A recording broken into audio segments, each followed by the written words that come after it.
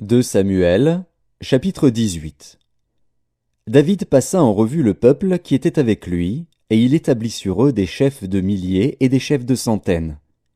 Il plaça le tiers du peuple sous le commandement de Joab, le tiers sous celui d'Abishaï, fils de Tseruja, frère de Joab, et le tiers sous celui d'Itaï, de Gath.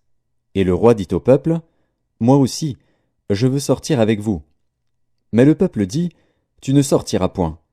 Car si nous prenons la fuite, ce n'est pas sur nous que l'attention se portera. Et quand la moitié d'entre nous succomberait, on n'y ferait pas attention. Mais toi, tu es comme 10 000 de nous, et maintenant il vaut mieux que de la ville tu puisses venir à notre secours. » Le roi leur répondit, « Je ferai ce qui vous paraît bon. » Et le roi se tint à côté de la porte, pendant que tout le peuple sortait par centaines et par milliers. Le roi donna cet ordre à Joab, à Abishaï et à Itaï, « Pour l'amour de moi, doucement avec le jeune Absalom. » Et tout le peuple entendit l'ordre du roi à tous les chefs au sujet d'Absalom. Le peuple sortit dans les champs à la rencontre d'Israël, et la bataille eut lieu dans la forêt d'Éphraïm. Là, le peuple d'Israël fut battu par les serviteurs de David, et il y eut en ce jour une grande défaite de 20 000 hommes. Le combat s'étendit sur toute la contrée, et la forêt dévora plus de peuple ce jour-là que l'épée n'en dévora. Absalom se trouva en présence des gens de David. Il était monté sur un mulet. Le mulet pénétra sous les branches entrelacées d'un grand térébinthe, et la tête d'Absalom fut prise au térébinthe. Il demeura suspendu entre le ciel et la terre, et le mulet qui était sous lui passa outre.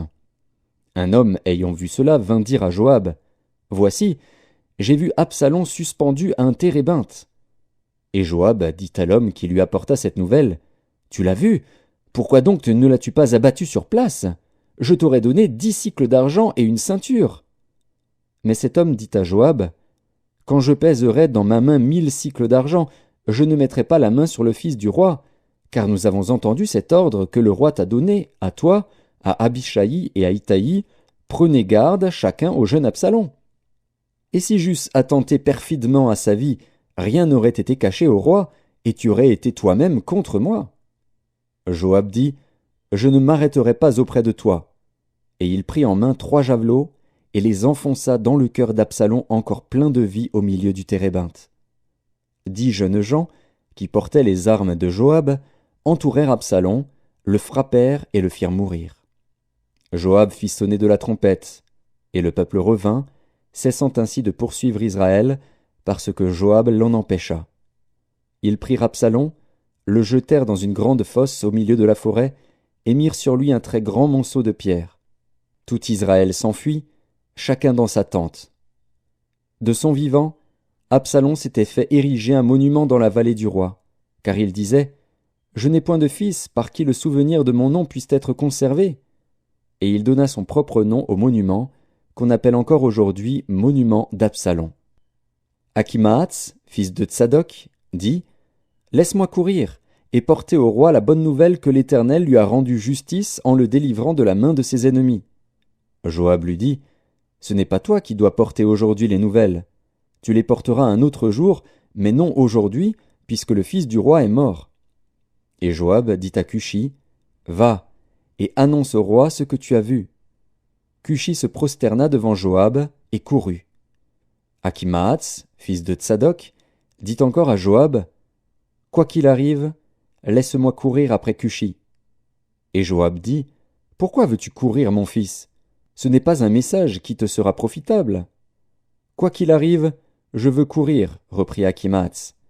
Et Joab lui dit, « Cours. » Achimaatz courut par le chemin de la plaine, et il devança Cushi. David était assis entre les 2 portes.